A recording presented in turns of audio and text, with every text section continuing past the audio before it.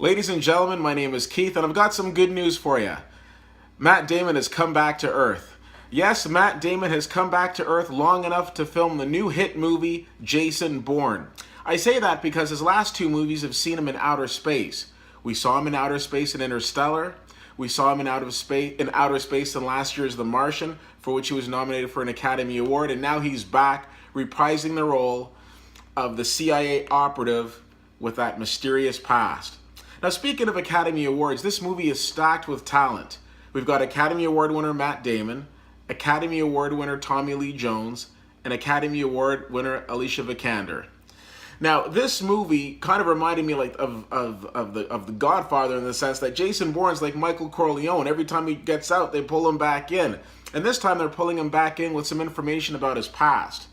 His very mysterious past, which he needs to get cleared up. Now, the interesting thing about this movie is, after the last movie, you didn't really know what was going to happen with Jason Bourne. Well, we find him, and he's in this makeshift fight club, and the next thing you know, he's coming back in to try to get the pieces together. Now, the other big star of this movie isn't necessarily somebody that you see in front of the camera, but it's somebody behind the camera, and that's the director, Paul Greengrass. Now, the name might not seem familiar, but you've seen a lot of his movies. He's directed several of the Jason Bourne movies. He directed United 93. He even directed Captain Phillips. You remember that? I am the captain now. Yes, that was him. So Paul Greengrass is a fantastic director. And anytime, if we're playing word association, if you were to say to me, Paul Greengrass, I would say intensity. Because that's what he brings to the big screen with all of his movies. One of the things I love about Matt Damon in this Jason Bourne series is that he just seems to blend in with the character. He just seems to he could be gone from this character for years. He just picks it up, and it's like riding a bike for him. He does it so seamlessly. The summer big blockbuster is finally here, because I really enjoyed this movie.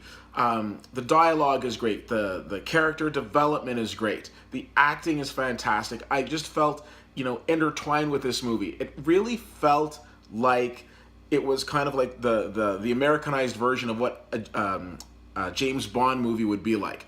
I have said before, when it comes to the first Daniel Craig James Bond movies, that being Casino Royale and Quantum of Solace, I didn't really like them because, in my opinion, they weren't really Bond movies. They were more Jason Bourne movies.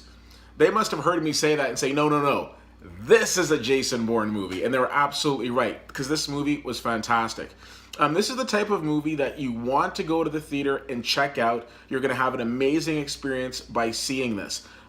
Great cast all around, great acting. I also have to give a shout out to another actor in this movie, Vincent Cassel.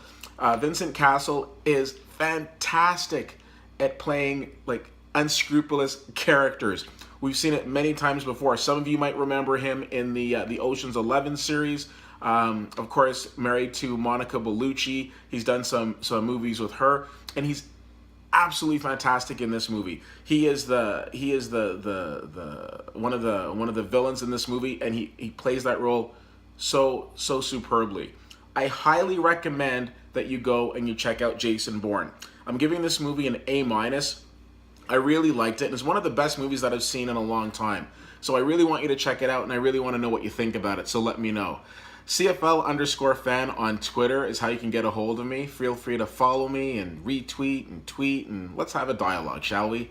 Facebook.com/WittyWhittier and WittyWhittier.com. As always, I appreciate you taking the time to check this out. Go check out that movie and let me know what you think. And until next time, my name's Keith, and I'll see you at the movies.